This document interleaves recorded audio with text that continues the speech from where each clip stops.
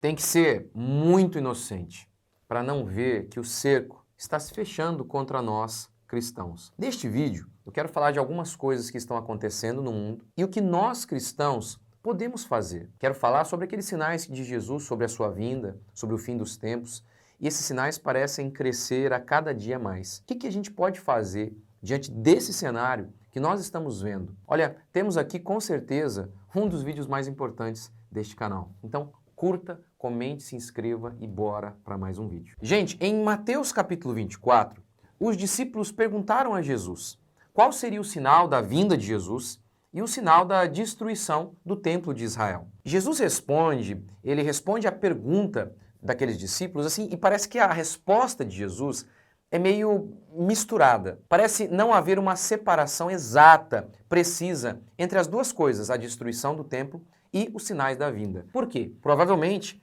porque a destruição de Jerusalém seria um tipo, uma pequena amostra da destruição do mundo, ou seja, do final de todas as coisas, da vinda de nosso Senhor Jesus Cristo. No meio de todo o discurso, do anúncio, do princípio das dores, aí Jesus diz o seguinte: então sereis atribulados e vos matarão. Sereis odiados de todas as nações por causa do meu nome. Aquela coisa de cristãos perseguidos em países do Oriente Médio, algo que parecia assim tão distante de nós, parece que a cada dia é uma realidade mais próxima. Veja esta matéria. Colômbia quer aprovar lei contra cristãos. O país discute a aprovação de lei que tira do Código Penal os artigos sobre a punição à perseguição religiosa. A ideia é a seguinte: lá há muita gente na cadeia e eles querem diminuir isso.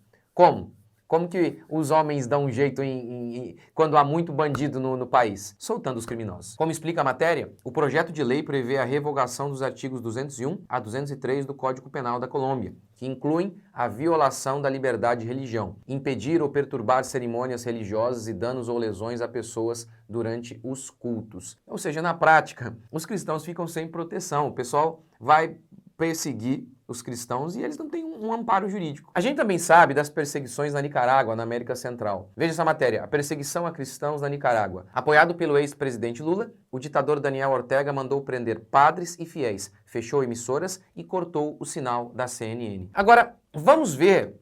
Isso aqui eu citei alguns exemplos apenas. Vamos ver o cenário geral. E aí você vai notar, a agenda progressista, ela tem um inimigo, só um. Só um: o cristianismo. É o cristianismo que impede essa agenda de progredir. Legalização das drogas, aborto, ideologia de gênero, essa promoção da homossexualidade e de todo tipo de perversão sexual. A gente fica vendo aí em todo tempo a promoção de famílias as mais pervertidas possíveis. Quem é contra tudo isso? A fé cristã. Artistas da Globo em fúria contra o preconceito. Oh, quem são os preconceituosos para eles? Nós, os cristãos. Esses dias uma professora me mandou um comentário sobre meninos que se dizem meninas lá na escola. E o pior, os pais achando lindo. Eu pergunto, todo mundo já sendo cooptado por essas ideias. Quem é contra isso? A fé cristã. Veja o poder da agenda progressista, da agenda LGBT. Gente, eles fazem pessoas perderem o emprego. Lembra do jogador de vôlei, o Maurício? Ele fez simplesmente um comentário lá, o Superman, homossexual, alguma coisa assim. Perdeu o emprego. Esses dias, há pouco tempo, em estádio de futebol, acho que foi no jogo do Corinthians, sei lá, gritos, gritos que ofendem os gays no estádio. Pararam o jogo. Mas você já foi no estádio? O pessoal xinga tudo. Xinga gay, xinga todo mundo. Todo mundo. A mãe, por exemplo, filho dá, você sabe, né? Filho dá e por aí vai. Não para jogo. Ou seja, você pode xingar até a mãe dos outros de prostituta, que ninguém vai parar o jogo. Mas se tocar nos gays, o jogo é interrompido. Eu fiz um post uma vez: a marca da besta é o movimento LGBT, por conta do que aconteceu com o jogador Maurício. Tentaram acabar com ele. Tá vendo? Se você não submete à agenda, você perde emprego, você perde trabalho. Como está lá em Apocalipse. Que a marca da besta, quem não tivesse a marca da besta, ele teria dificuldade para fazer negócio, para comer, comprar, enfim, por aí vai. Fiz um post, tentaram me prender. E olha que coisa, o pessoal, eu fui ganhando, né? Ganhei na primeira instância, depois na segunda, enfim.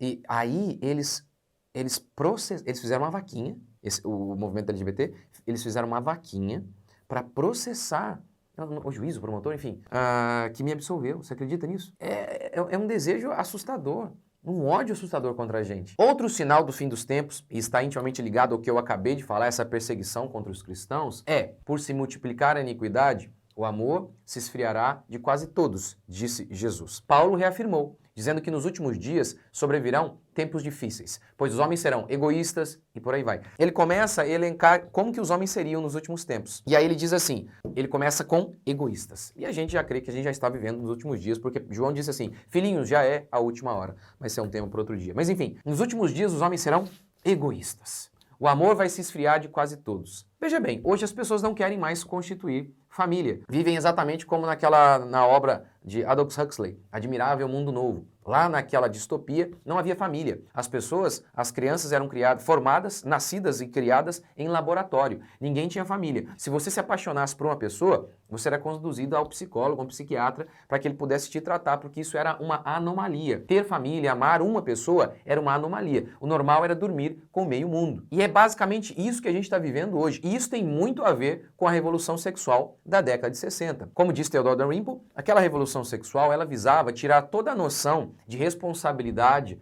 associada ao sexo. Em 1960 foi lançada a pílula anticoncepcional. Com certeza, a pílula anticoncepcional é assim, foi a maior estratégia do capeta na história humana para destruir a família. Então, qual que é o cenário? O pessoal pode dormir com o meio mundo, sem o empecilho, o estorvo de ter um bebê, que é, para a nossa geração, egoísta. Como disse Jesus, o amor vai se esfriar de quase todos. Para essa geração egoísta, como diz Paulo, criança, constituir família é uma desgraça, porque não dá para constituir família se você não tem amor. E o amor se resume em ser altruísta, em pensar no outro. Deixar de ser egoísta. Então não tem como pensar em família, em filhos, se você é egoísta, se você ama apenas a si mesmo. E é isso que a gente vê, inclusive, nas igrejas. Pastores dizendo que a gente tem que se amar. Ah, você precisa se amar mais. Então todo esse cenário tem muito a ver com a revolução sexual. A família é contra a revolução sexual. Não dá para você dormir com o meio mundo e constituir família. Se você quiser ter família, você precisa ter um lar estável. Você, sua esposa e as crianças. Isso que é uma família. Agora, se você dorme com o meio mundo, não dá para ter família. Portanto, a agenda progressista de perversão sexual atinge diretamente a família. E veja bem, as pessoas hoje estão viciadas no sexo. Imagine que elas estivessem viciadas em pular na lama. E eu venho e digo, olha, isso é errado. E o que eu repudio, viver na lama, pisar na lama, pular na lama, é o que essa pessoa mais ama. É óbvio que ela vai me odiar. Se eu desprezo aquilo que ela mais ama, é óbvio que ela vai me odiar.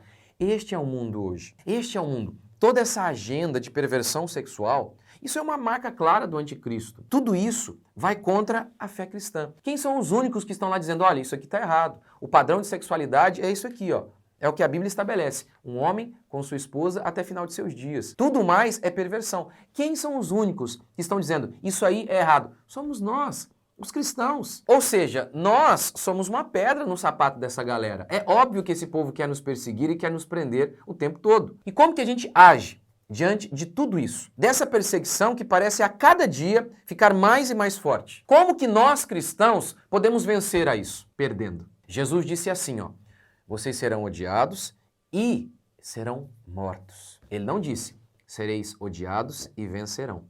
Serei odiados e vos matarão. Aquele que perder a vida, achá-la, disse Jesus. Lembra também, lá de Apocalipse capítulo 11, este texto fala sobre as duas testemunhas de Jesus e sobre a besta que luta contra elas. E pasmem, o texto bíblico diz que a besta vence essas duas testemunhas. O texto diz assim, quando tiverem então concluído o testemunho que devem dar, a besta que surge do abismo pelejará contra elas e as vencerá e matará. As testemunhas de Cristo, ao longo da história, várias vezes perderam. A genuína igreja, a genuína pregação do evangelho, ela nunca foi aplaudida neste mundo. Crucificaram Jesus, mataram todos os apóstolos. E ao longo da história, aqueles que genuinamente pregaram o evangelho, eles não foram aplaudidos. Eles não foram no programa de TV mais popular de seus dias. Pelo contrário, eles foram perseguidos. É por isso que o apóstolo João dá a receita de como os cristãos venceram a besta. Eles, pois, o venceram por causa do sangue do Cordeiro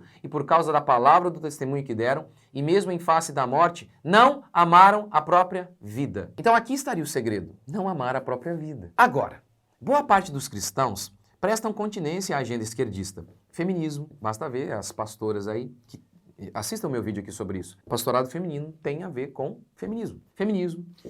As igrejas são sensuais como o mundo, não expõem os pecados do povo, as perversões sexuais que acontecem por aí, em nome do amor, não julgueis, sendo que amor é justamente dizer, isso é pecado. Não tem um discurso claro em relação àquilo que é pecaminoso. É óbvio, se vocês apertarem, eles vão dizer, não, é errado, mas não tem. E na prática é só um discurso sobre amor, sobre love, e muitas igrejas já estão até chegando ao ponto de dizer que homossexualidade não é pecado. Obviamente, essas igrejas continuarão enormes e com prestígio no mundo como já tem, como aconteceu nos dias de Jesus. O templo era suntuoso e permanecia lá no centro da sociedade. Mas aquilo já havia sido rejeitado por Deus há muito tempo. Os verdadeiros filhos de Deus eram aquela comunidade informal de cristãos, de pescadores, de donas de casa. Os sacerdotes tinham influência política, mas não tinham Deus ao seu lado. É isso.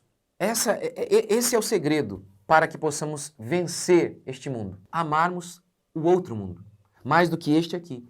Amarmos mais o nosso Deus do que o nosso nome, mais a verdade do Evangelho do que os privilégios deste mundo. É isso. João disse que nós não devemos amar este mundo. Eu vou lhe dar um exemplo.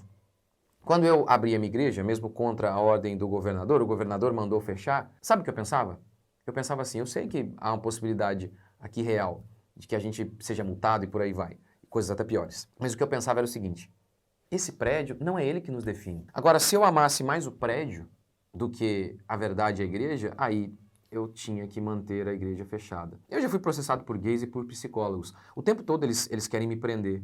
O que eu penso é, e daí? E me chamam de charlatão por conta de condenar várias práticas que a gente vê hoje em nosso meio, que são oriundas da psicologia, não tem nada a ver com a escritura. Mas mesmo assim eu continuo falando desses assuntos. Ora, por quê? Se eu ficar mais preocupado com a minha liberdade, com a minha vida, com o meu dinheiro, com o meu nome, a preservação do meu nome, aí realmente não dá para falar desses assuntos. Agora, se a gente amar mais a verdade, se a gente amar mais o nosso Deus, é assim que a gente vai vencer. Aquele que perder a vida, achá-la-á. Os cristãos vencedores são aqueles que vão perder, que estão dispostos a perder dinheiro, emprego, o seu nome e até a própria vida. Mas não estão dispostos a perder a sua fé. O segredo para vencermos essa galera é estarmos dispostos a perder.